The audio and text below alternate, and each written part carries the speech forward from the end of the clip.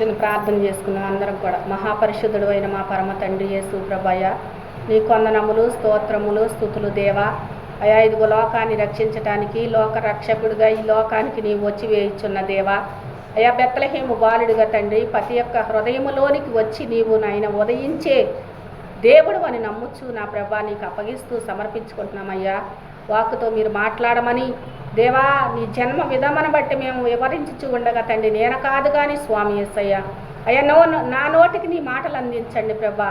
అయ్యా నీ మాట చప్పున నాకు జరుగునుగా కానీ తండ్రి అయ్యా మరియమ్మ ఎట్లయితే అందో అయ్యా నీ మాట చప్పున మాతో మాట్లాడి తోడయ్యన్నమని కూడి అన్న మమ్మలను నీకు అప్పగిస్తూ ఈ ఆరాధన పొడుగును నీవు ఉన్నందుకు నీకే స్తోత్రముల స్తుతులు సమర్పిస్తూ అయ్యా తండ్రి అయిన దేవదాసయ్య గారిని పరిశుద్ధుల దేవదూతలను 24 పెద్దలను మాతో ఉంచమని యేసుక్రీస్తు నామమున అడుగుచు ఉన్నాను మా పరమ తండ్రి. మరణాత.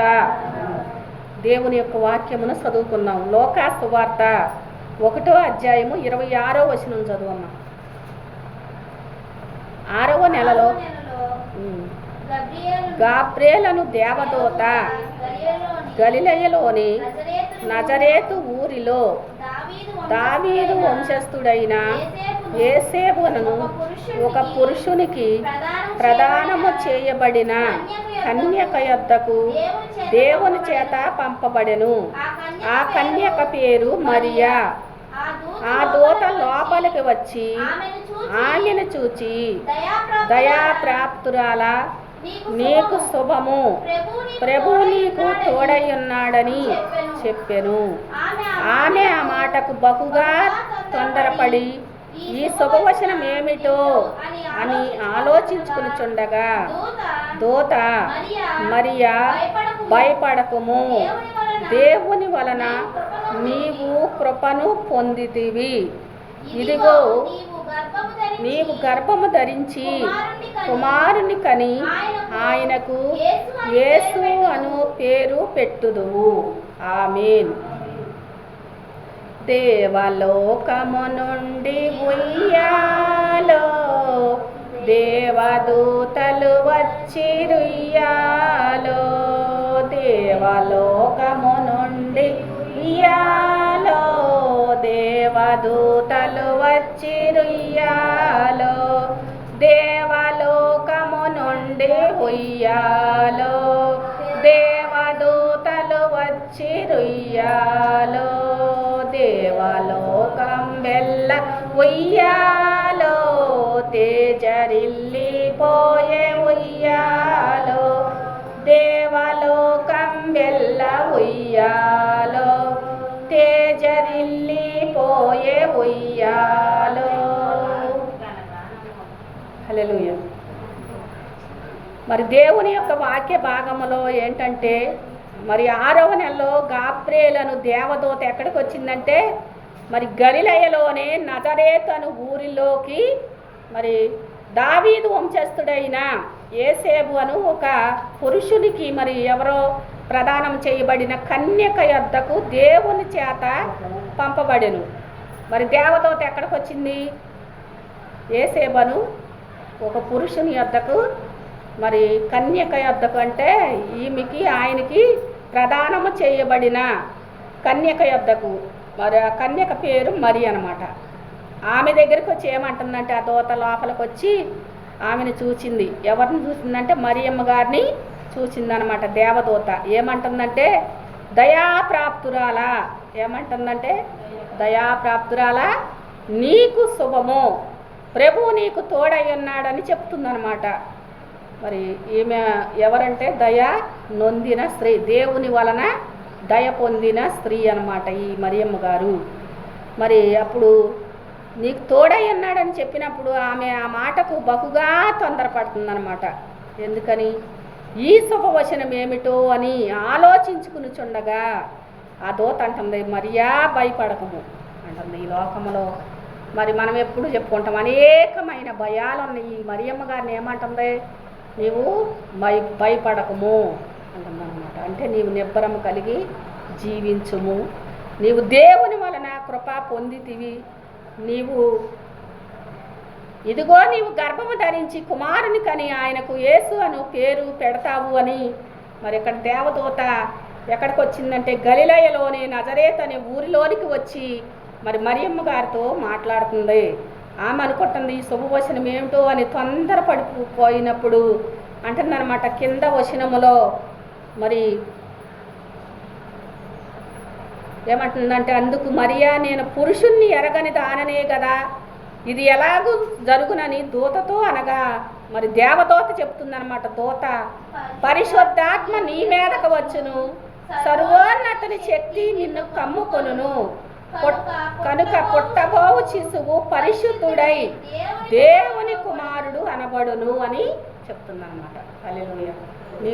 నేను పురుషుణ్ణి ఎరగలేదు కదా, ఇది ఎట్లా జరుగుద్ది అని మరి దూతతో అన్నప్పుడు చెప్తుందన్నమాట. దూత పరిశుద్ధాత్మ నీ మీదకు వస్తుంది, సర్వోన్నతుడైన శక్తి నిన్ను కమ్ముకుంటుంది కనుక పుట్టబోవు శిశువు మరి పరిశుద్ధుడై పుడతాడు, దేవుని కుమారుడు అనబడతాడని. మరి యేసుక్రీస్తు ప్రభు నిజమే పరిశుద్ధుడే. ఆయనలోనంట ఏ యొక్క కపటమో లేదంట. మరి యేసుక్రీస్తు ప్రభువులో మరి రవ్వంతైనా మరి పాపము లేదంట ఆయనలో. మరి కొంచెము కూడా ఎక్కడా కూడా ఆయన మరి పాపము లేకోకుండా ఈ లోకానికి వచ్చాడనమాట. మరి మనిషి వలన జన్మించిన యేసుక్రీస్తు ప్రభు కాదు కానీ మరి పరిశుద్ధాత్మ వలన ఈ లోకానికి వచ్చాడనమాట ఆయన. హల్లెలూయా.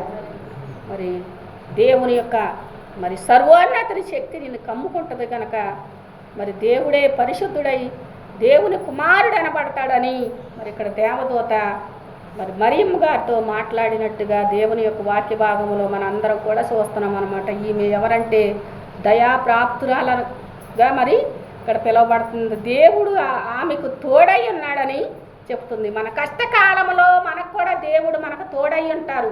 హల్లెలూయా. మరి ఏ కష్టంలో మనం ఈరోజు జీవిస్తూ ఉన్నామో కానీ భయపడవసరం లేదనమాట. ఇక్కడ ఏమంటుంది దూత, నీవు భయపడొద్దు మరియా. మరి ఏ కష్టం వచ్చింది ఈరోజు మనకి, మరి ఈ కష్టంలో మనకు దేవుడు ఏం చేస్తాడు, తోడై ఉంటానని చలవిస్తూ ఉన్నాడనమాట. మరి మనకు తోడై ఆయన నడిపిస్తాడు. మరి మనల్ని కాసి కాపాడే రక్షించే దేవుడు ఈ లోకానికి వచ్చి వేసాడు ఆయన. మరి లోక రక్షకుడు ఆయన. ఈ లోకమంతటిని కూడా రక్షించటానికి వచ్చాడు. మరి నిన్ను నన్ను కాదు కానీ మరి మనందరినీ కూడా ఈ సకల మానవాళిని కూడా మరి రక్షించటానికే ఈ లోకానికి ఆయన యేసుక్రీస్తు ప్రభువుగా మరి ఈ లోకానికి వచ్చి ఉన్నారనమాట దేవుడు. హల్లెలూయా. మరి రెండవదిగా మరియమ్మ గారికి తోడై ఉన్న దేవుడు. మరి ఆమె ఈ మత్తయి సువార్త 1వ అధ్యాయంలో మరి 18వ వచనంలో కూడా మనం చూద్దాం. యేసుక్రీస్తు మరి జన్మ విధానము ఎట్లనగా అంటే ఆయన తల్లి అయిన మరియా యేసేపునకు ప్రదానము చేయబడిన తరువాత వారేకము కాకమునపు ఆమె పరిశుద్ధాత్మ వలన గర్భవతిగా ఉండెను. ఆమె భర్త అయిన యేసేపు నీతిమంతుడై ఉండి ఆమెను అవమానపరచనొల్లక రహస్యముగా ఆమెను ఎడనాడ ఉద్దేశించెను. హల్లెలూయా. మరి ఇక్కడ ఏం చెప్పింది దేవదూత, పరిశుద్ధాత్మ నీ మీదకు వస్తుంది, మరి సర్వోన్నతుని శక్తి నిన్ను కమ్ముకుంటుంది, పుట్టబోవు శిశువు పరిశుద్ధుడై పుడతాడని ఈ లేఖన భాగంలో చెప్పింది. ఇక్కడ వచ్చేటప్పటికి మరి యేసుక్రీస్తు జన్మ విధానము ఎట్లనగంటే మరి యేసుక్రీస్తు ప్రభు తల్లి అయిన మరియా మరి యేసేపునకు ప్రదానము చెయ్యబడిన. ఇక్కడ వీళ్ళిద్దరికి కూడా అంటే మరి ప్రదానం చేయబడినప్పటికీ మరి చెయ్యబడిన తరువాత వారు ఏకము కాక మునిపే, అంటే వాళ్ళిద్దరికి కూడా మరి పెళ్ళి అవ్వకమునిపే మరి ఏమైంది ఇక్కడ, ఈమె గర్భవతిగా పరిశుద్ధాత్మ వలన గర్భవతిగా ఉందన్నమాట. ఇక్కడ పరిశుద్ధాత్మ నీ మీదకి వస్తాడని అక్కడ వాగ్దానం చేసింది దేవదూత వచ్చి. మరి ఇక్కడికి వచ్చేటప్పటికి పరిశుద్ధాత్మ వలన ఈమె ఏం చేసింది, గర్భం ధరించింది. మరి అప్పుడు ఆ యేసేపు గారికి తెలియదు అనమాట ఈమె గర్భము ధరించిన సంగత మరి ఆయనకు తెలియదు. మరి ఆమె భర్త అయిన యేసేపు మరి భర్త ఇంక అవ్వలేదు కానీ ఇక్కడ భర్త అని రాశారనమాట. ఆయన నీతిమంతుడై ఉన్నాడనమాట. మరి ఆయన నీతిమంతుడై ఉండి ఆమెనంట అవమానపరచనొల్లక రహస్యముగా మరి ఆమెని విడనాడ ఉద్దేశించాడనమాట. అంటే ఎవ్వరికి కూడా తెలియకోకుండా, హల్లెలూయా, ఎవ్వరికి తెలియకోకుండా ఈమెను విడిచిపెట్టేసేద్దామని మరి ఆయన ఆలోచించుకున్నాడు అనమాట. ఆయన ఒక నీతిమంతుడై ఉన్నాడని ఇక్కడ మరి రాశారనమాట. మరి పరిశుద్ధాత్మ వలన ఆమె గర్భవతిగా ఉందన్నమాట. ఈ యొక్క వాక్య భాగాన్ని బట్టి మరి మనందరం కూడా ఏం చేయాలంటే మరి దేవుణ్ణి ధరించుకున్న మనందరం కూడా రహస్యంగా ఎట్లా ఈయన మరి ఆయనని విడనాడాలని ఉద్దేశించుకున్నాడనమాట. అతడు అంట ఈ సంగతులను గూర్చి ఆలోచించుకునిచుండగా ఇదిగో ప్రభుదూత మళ్ళీ ఆయన దగ్గరికి కూడా వచ్చిందనమాట. హల్లెలూయా. మరి మనము ఏ ఆపద కాలంలో ఉన్నప్పటికీ కూడా దేవదూతలను మనకు దేవుడు కావిలిగా ఉంచుతాడనమాట. ఇక్కడ మరియమ్మ గారి దగ్గరికి వచ్చిన తర్వాత యేసేపు గారి దగ్గరికి వచ్చింది.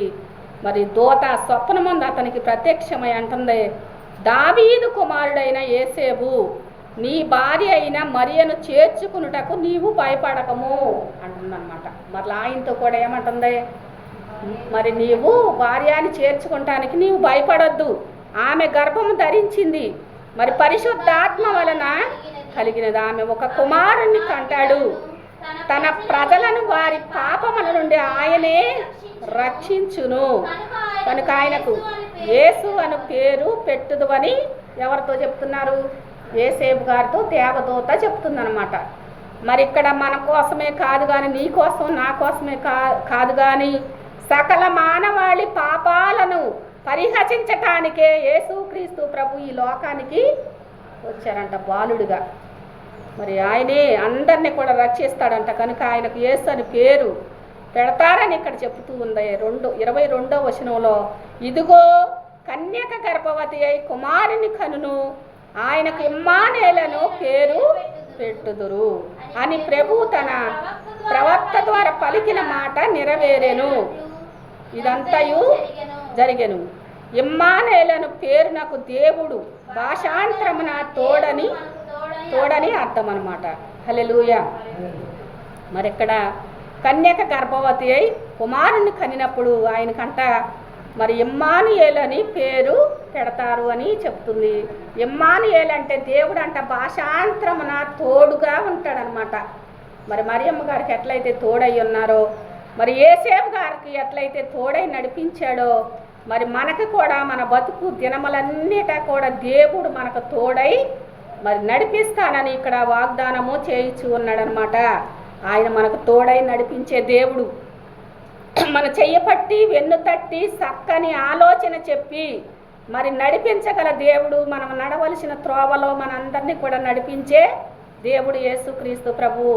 మరి ఇమ్మానుయేలు అనే దేవుడు మనకు తోడై ఆయన మనల్ని నడిపిస్తాడని మరి ఆయన జన్మను గురించి మనం చెప్పుకుని ఉండగా మరి ఇక్కడ కూడా మత్తయి సువార్త 1వ అధ్యాయంలో 10వ వచనంలో మరి వారంట యేసుక్రీస్తు ప్రభువు ఈ లోకానికి వచ్చాడు. మరియమ్మ గారు మరి ఆమె పరిశుద్ధాత్మ వలన యేసుక్రీస్తు ప్రభుని ఈ లోకానికి చూపించిన తర్వాత మరి ఇక్కడ నక్షత్రమును గురించి చెప్పుకున్నాం. వారు ఆ నక్షత్రమును చూచి అత్యానంద భరితుల ఇంటిలోనికి వచ్చి తల్లి అయిన మరియను ఆ శిశువును చూచి సాగిలపడి ఆయనను పూజించి తమ పెట్టెలు విప్పి బంగారమును సాంబ్రాణిని బోళమును కానుకలుగా ఆయనకు సమర్పించిరి. హల్లెలూయా. మళ్ళీ వస్తుంది కనపడిందా? వస్తుంది పడి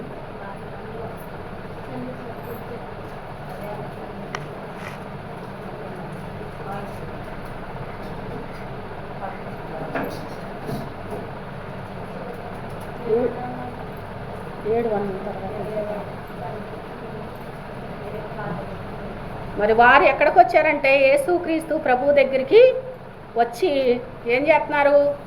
అత్యానంద భరితులై ఇంటిలోనికి వచ్చారనమాట. అత్యానంద భరితులు అంటే ఏంటి? అందరం కూడా చెప్పాలి. మన అందరం సంతోషముతో ఆనందముతో దేవుని యొద్దకు వచ్చారనమాట. హల్లెలూయా.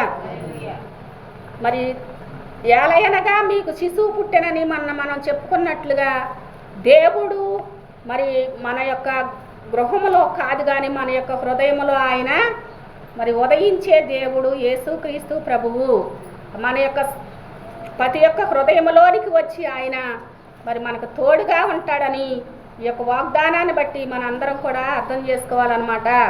మరి దేవుడు ఈ లోకానికి వచ్చాడు. మరి మనందరినీ కూడా కాపాడటానికి, రక్షించటానికి, తన యొక్క బిడ్డలుగా మరి ఆయన రెక్కల నీడలో మనల్ని దాచటానికి, ఆయన యొక్క సన్నిధి సాటున మరి మనందరినీ కూడా మరి ఆయన బిడ్డలుగా ఎవరితో సహవాసం చేయటానికి వచ్చాడంటే యేసుక్రీస్తు ప్రభు మానవులతో మరి సహవాసం చేయటానికి ఈ లోకానికి వచ్చాడనమాట. అంబరానికి అంటేలా సంబరాలతో సాటాలా, అంబరానికి అంటేలా సంబరాలతో సాటాలా, యేసయ్య పుట్టాడని రక్షింపవచ్చాడని,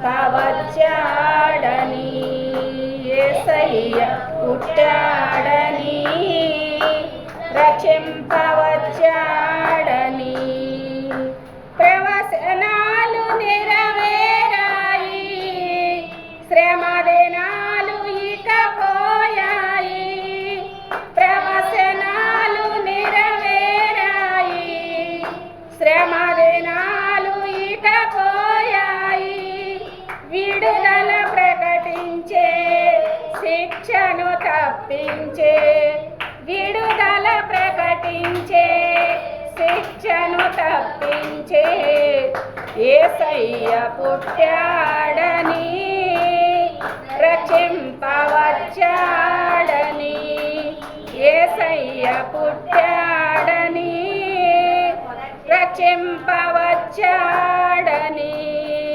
హల్లెలూయా. మరి యేసయ్య పుట్టి ఈ పాటలో మనందరం కూడా ఏమర్థం చేసుకోవాలి?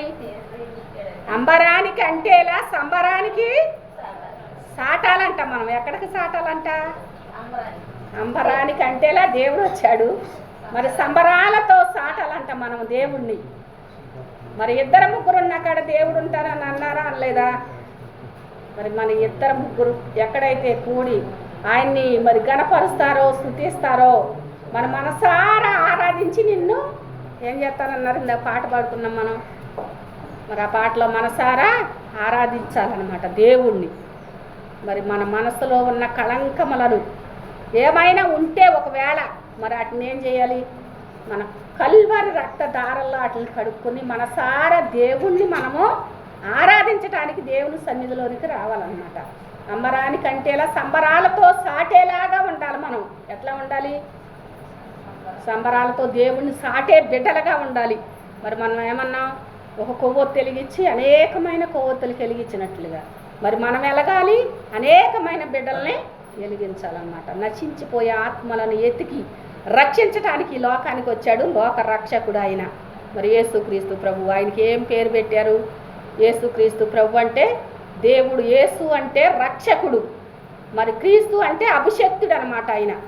మరి రక్షకుడు అంటే మనల్ని రక్షించడానికి వచ్చాడు అనమాట. రక్షకుడు అని పేరు మరి కలిగిందనమాట దేవుడికి. మరి ఈ లోకంలో మనం జీవిస్తూ ఉండంగా అనేకమైన భయాలు మనకు కూడా ఆవరిస్తూ ఉంటాయి. కానీ వాటన్నిటినీ కూడా మరి మరియమ్మ గారిని నీవు భయపడొద్దు అనేట్లయితే చెప్పుచూ ఉన్నాడో ప్రభువు.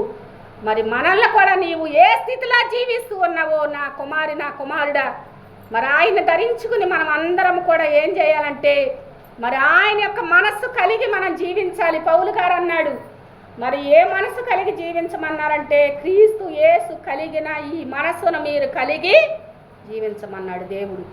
పౌలు గారు అనమాట. హల్లెలూయా. ఆనందించండి. మరలా చెప్పుచూ ఉన్నా నేను, దేవుని యందు ఆనందించాలంట మనం. హల్లెలూయా. మరి ఎవరి యందు ఆనందం లేదు కానీ ఏ ఆనందం ఈ లోకంలోది శాశ్వతమైంది కాదు. కానీ మరి మనం దేవుని యందు ఆనందిస్తే అది శాశ్వత కాలం కూడా నిలుస్తుంది అనమాట. తరతరాలకు కూడా మనకి మరి కృపాక్షేమముల దేవుడు తోడై ఉంచుతాడనమాట. హల్లెలూయా. మరి ఆయన యొక్క సన్నిధిలో సంపూర్ణ సంతోషం అని మనం ఎప్పుడు కూడా చెప్పుకుంటాం. మరి ఆయన యొక్క కుడి చేతిలో ఉంటుంది అనమాట నిత్య సుఖములో. మరి ఆయన యొక్క చేతిలోనికి మనం వచ్చినట్లయితే మరి కోడి పెట్టలెట్లయితే మరి తన బిడ్డలను మరి గెద్ద ఎత్తుకుని పోద్దేమో అని ఎట్లయితే కప్పుకుంటుందో దేవుడు కూడా నా బిడ్డలను ఏమైనా మరి ఇదవుద్దేమో అనుకుని ఆయన కూడా మనల్ని ఏం చేస్తాడు? ఆయన రెక్కలతో కప్పుతారన్నమాట. మనం ఎట్లా ఉంటే కప్పుతారు? మరి అటు ఇటు కూడా వెళ్ళిపోకూడదు. ఆ కోడిపిల్ల ఏం చేస్తుంది? తల్లి ఒడిలో నుంచి మరి ఎట్లా కొట్ట తప్పించుకుని కిస్కిస్ అనుకుంటే వెళ్ళిపోతూ ఉంటుంది. మరి ఈ కోడి ఏం చేస్తుంది? మరలా దాని పొట్టలోనికి మరి రెక్కల నీళ్ళలోనికి లాక్కొని ఏం చేస్తుంది అన్నమాట, కప్పేస్తుంది అన్నమాట. మరి ఆ నోరు లేని ఆ జీవానికే అంత తెలివి ఉండి తన పిల్లల్ని కాపాడుకుంటుంది కదా. మరి ఈ లోకానికి వచ్చి ఆయన సకల మానవాళి కోసమై ఆయన ప్రాణాన్ని అర్పించి మరి మన కోసమై తిరిగి లేచిన యేసు క్రీస్తు ప్రభువుకి మరి నా బిడ్డలు నశించిపోతున్నారని ఆయనకి బాధ ఉంటుందా ఉండదా? ఒక్క బిడ్డ నశించిపోయినా ఆయనకి ఇష్టం ఉండదు అనమాట. ఏం చేస్తారు దేవుడు, ఆయన ఎంతో బాధపడతాడంట. మరి ఒక బిడ్డ నశించడం దేవుని ఇష్టం కాదు. మరి పాడు చేయాలనే తలంపు సాతానుది, బాగు చేయాలనే తలంపు యేసుక్రీస్తు ప్రభువుది. నా బిడ్డలను బాగు చేయాలి, నా బిడ్డలు ఉన్నతమైన స్థితిలోనికి వెళ్ళాలని మరి ఈ లోకంలో ఉన్న తల్లి తండ్రులమైన మనం ఎట్లా అనుకుంటున్నాం? మరి నా బిడ్డను చదివించుకోవాలి, నేను కష్టపడాలి, నా బిడ్డ ఉన్నతమైన స్థితిలోకి వెళ్ళాలని మనం అందరం ఎట్లా అనుకుంటున్నాం? మరి యేసు ప్రభు ఏమనుకుంటాడు? తన యొద్దకు వచ్చిన వారిని, నా బిడ్డ ఎట్లా ఉంటో నాకు ఇష్టమా? మరి ఆయన రక్త మాంసములు మన కోసమై ఆయన ఏం చేశాడు? మరి ఆయన ఎన్నో కష్టాలు అనిపించాడు మన కోసమే. మరి ఆయనకి జరగదా యేసు ప్రభువుకి? మరి మనకు జరగదు కానీ దేవుడికి జరగదా మనం రాకపోతే? కానీ ఎందుకు ఆయన మన కోసమై కష్టపడుతూ ఉన్నాడు, బాధపడుతున్నాడు? నా బిడ్డలు నశించిపోకూడదు, ఈ లోకంలో సాతాను చేతుల్లో మరి బందీలు అయిపోకూడదు. సాతాను చేతుల్లో నుంచి విడిపించి ఆయన యొక్క రెక్కల నీడలో మనల్ని కప్పటానికి వచ్చాడనమాట ఆయన. మరి ఈరోజు మనం ఒక ఆలోచించుకోవాలి. మరి పండగ దినముల్లో మనం ఉన్నాం. సంతోషకరమైన సువర్తమానము నీకు నేను తెలియచేయుచున్నానని దూత చెప్పుచూ ఉందన్నమాట. మరి దేవదూత మరియమ్మ గారి దగ్గరికి కాదు, ఎలిజబెత్ దగ్గరికి, మరి అనేకమైన ప్రవర్తనల దగ్గరికి కూడా దేవదూతను దేవుడు పంపించాడు. యెహోవా యందు భయభక్తులు కలిగి ఎవరైతే జీవిస్తారో వాళ్ళ చుట్టూ కూడా యెహోవా దూతనంట కావలి ఉంచుతాడంట దేవుడు. మరి కీర్తనల గ్రంథంలో ఉంటుందన్నమాట. మరి మనం భయభక్తి కలిగి జీవించాలన్నమాట దేవుని యందు. మరి మనుషులు కాదు, నువ్వంటే నేను, నేనంటే నీకు కాదు, కానీ మరి దేవుడు అంటే మనకు ఒక భయము భక్తి ఉంటే మనం జీవించాలన్నమాట. మరి భయపడకు అని మరి వాగ్దానం చేసే ఈ ప్రభువు మరి వాళ్ళందరూ కూడా ఏం చేస్తున్నారు? అత్యానంద భరితులై మరి ఇంటిలోకి వచ్చారు. తల్లి అయిన మరియ నా శిశువుని చూచి సాగిలిపడి ఏం చేస్తున్నారంటే ఇక్కడ మరి సాగిలిపడి నమస్కారం చేయాలి మనం. మరి మనసారా ఆరాధించి మరి మనం ఎట్లయితే అనుకుంటున్నామో అట్లా మరి సాగిలిపడి ఆయనంట పూజించి ఏం చేస్తున్నారంటే తమ పెట్టెలు విప్పి బంగారమున సాంబ్రాణిని బోళములను కానుకలుగా ఆయనకు సమర్పించి ఉన్నారు. మరి బంగారం అంటే మన యొక్క హృదయాల్ని మరి దేవుడికి అర్పించాలన్నమాట. మరి బోళం అంటే చేదు అనుభవం అన్నమాట. ఈ లోకంలో ఈ చేదును తీసివేయాలంటే యేసు ప్రభువే. మరి లోకంలో ఎవరి వల్ల కాదు, కానీ మరి ఆయన ఒక్క వల్లే అవుద్ది అనమాట. ఏదైనా చెయ్యాలి అంటే మరి దేవుడి వల్లే అవుద్ది అనమాట. మరి వాళ్ళందరూ కూడా ఆయనకు సమర్పించారు. తర్వాత అంట మరి ఏ రోజు నద్దకు వెళ్ళవద్దని, ఏ రోజు రాజు యేసుక్రీస్తు ప్రభు ఈ లోకానికి వచ్చేసాడు, మనకంటే ఎక్కువైపోతారు ఈ జనమందరూ కూడా అని ఈ యేసుక్రీస్తు ప్రభువుని కూడా చంపటానికి ఆయన ఉద్దేశించున్నాడు అనమాట. దేవుణ్ణికి కూడా మరి యేసు ప్రభు పుట్టినప్పుడు కూడా మగపిల్లలందరినీ మరి చంపేచేయమన్నాడు. మోషే గారు పుట్టినప్పుడు కూడా మరి 2 సంవత్సరాల వయసు గల వాళ్ళందరినీ కూడా చంపేచేయమని చెప్పారా లేదా? మరి అట్లా అనమాట. యేసు ప్రభు పుట్టినప్పుడు కూడా మరి ఈ ప్రభువును చంపేచేయాలని మరి అట్లా చేశారనమాట. మరి యేసుక్రీస్తు ప్రభు ఈ లోకానికి మరి మన కోసమై వచ్చారు కనుక వీళ్ళు ఎట్లయితే బంగారాన్ని తీసుకుని వెళ్ళి కానుకలుగా సమర్పిస్తున్నారో, అత్యానంద భరితుల ఇంటిలోనికి ఎట్లయితే వచ్చారో మరి మనందరం కూడా ఎక్కడికి వచ్చాం? దేవుని ఇంటిలోనికి వచ్చాం, దేవుని యొక్క రెక్కల నీడలోనికి వచ్చాం. మరి మనం భయపడకూడదు, మనకి ఏ భయము ఏమీ కూడా చేయదన్నమాట.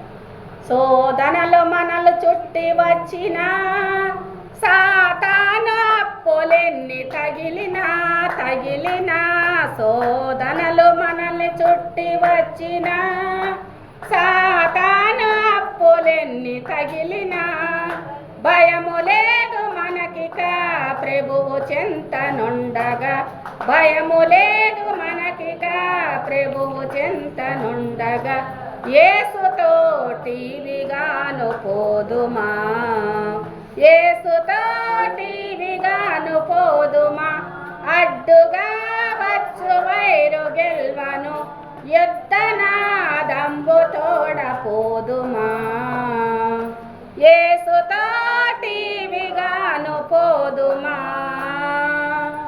హల్లెలూయా. మరి ప్రభువు చెంతనుండగా మనకి ఏ భయము లేదన్నమాట. శోధనల్లో మనల్ని చుట్టి వచ్చినా కూడా మరి దేవదాసయ్య గారు ఏమన్నాడంటే, బిన్నులు కాకున్న ఎడల ఇన్నైనా అన్నైనా ఎన్నైనా మీరు గెలుస్తారన్నారు. అంటే మనం భయపడుకోకుండా ఉంటే, మనలోనికి అల్ప విశ్వాసం రాకోకుండా ఉంటే, మరి ఎన్ని వచ్చినా మరి పాటలో ఉంటుంది అన్నమాట. మరి ఇన్నైనా అన్నైనా ఎన్నైనా అన్నారు దేవదాసయ్య గారు. మరి మనం బిన్నులు కాకుండా ఉంటే ఎన్నిటినైనా గెలిచే శక్తి దేవుడే మనకిస్తారనమాట. హల్లెలూయా.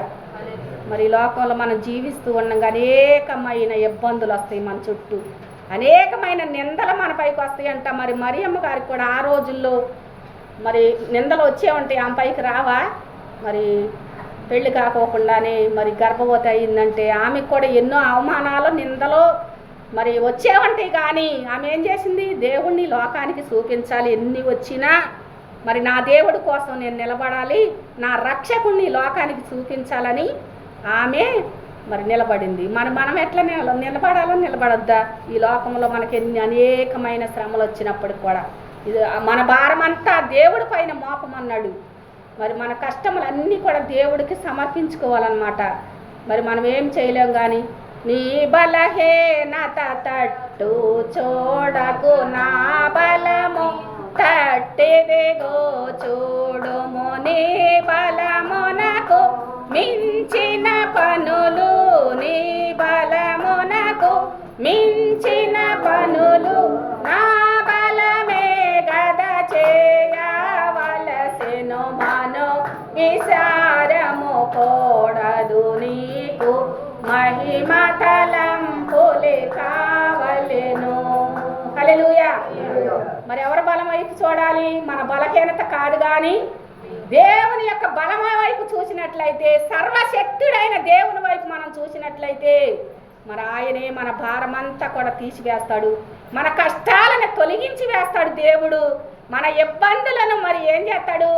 వాటిలన్నిటినీ కూడా తీసివేసి మన యొక్క మార్గాలని సరళము చేసి మనల్ని ముందుకి నడిపించే దేవుడు, ఈ లోకం రక్షకుడుగా మరి లోకానికి వచ్చి వేసిన యేసు క్రీస్తు ప్రభువు. ఆయన జన్మ విధానాన్ని బట్టి మనందరం కూడా అత్యానంద భరితులై ఎట్లయితే వచ్చారో ఇంటిలోనికి దేవుణ్ణి చూస్తానికి ప్రభువుని, మరి మనందరం కూడా అనేకమైన బిడ్డలకు చూపించి ఈ ప్రభువుని మరి మనం వెళ్ళేటప్పటికి దేవుడికి, ప్రభా ఇదిగో ఈ లోకములో ప్రభా మేమందరం కూడా నీ బిడ్డలుగా మేము జీవిస్తూ ఉన్నామయ్యా అని మరి ప్రభువుకు సమర్పించుకునే బిడ్డలుగా వీళ్ళు ఎట్లయితే బంగారం బోళము కానుకలుగా సమర్పించి ఉన్నారో, మనము దేవుడికి సమర్పించుకునే బిడ్డలుగా ఈ లోకములో జీవించాలని మరి యొక్క వాగ్దానాన్ని బట్టి మనందరం కూడా అర్థం చేసుకోవాలి. ఈ చిన్ని పరిశుద్ధ వాక్యము ప్రభువు మనందరి వెనుకిట్లో దీవించి ఆస్వాదించునుగాక.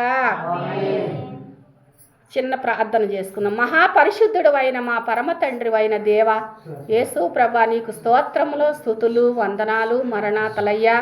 కోట్లాది కోట్ల కొలది కృతజ్ఞతలు మీకు సమర్పిస్తూ ఉన్నాము నాన్న. ఏమిచ్చినా నీ రుణం మేము తీర్చలేము తండ్రి యేసు ప్రభయ్య. మా పట్ల చేసే కార్యాలను బట్టి నీకు తండ్రి యేసు ప్రభయ్య ఏమిచ్చినా కూడా ఇదిగో బంగారము సాంబ్రాణి బోళములను కానుకలుగా నీకు సమర్పించి ఉన్నారు దేవా. అయ్యా, మా యొక్క హృదయాలను కూడా నీకు ఇయ్యలేని స్థితిలో మేము జీవిస్తూ ఉన్నామేమో తండ్రి. మమ్మలను మీరు జ్ఞాపకం తెచ్చుకుని తండ్రి అయ్యా నీ బిడ్డలుగా అయ్యా నీ వద్దకు వచ్చేటప్పటికి నాయన అయా చిత్తపడి వధువు సంఘం వలె తయారయ్యే బిడ్డలుగా సహాయము చేయమని దేవా. అనేకమైన బిడ్డలు అయ్యా ఈ లోకములో నశించిపోవచ్చు ఉన్నారు దేవా. నశించిపోతాము నీకు ఇష్టమా? అయ్యా మీరు జ్ఞాపకం తెచ్చుకోండి ప్రభా. మా అందరినీ కూడా అయ్యా వెలిగించండి, అనేక బిడ్డలను వెలిగించేలా అయ్యా. నీ పరిశుద్ధాత్మ ఎట్లయితే మరియమ్మ గారికి మా తండ్రి అయ్యా కుమ్మరించావో, సర్వాన్నతని శక్తి ఎట్లయితే కమ్ముకుందో దేవా, అట్టే నీ పరిశుద్ధాత్మ వలన మేము కూడా తండ్రి నిన్ను లోకానికి చూపించేలాగా నీ పరిశుద్ధాత్మ నడిపింపు నాయనా.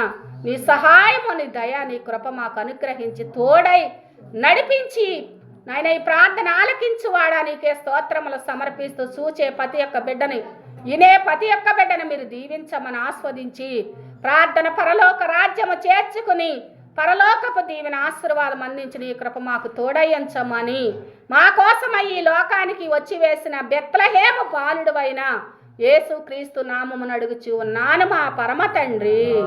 ఆమేన్. మరణాత మరణాత మరణాత.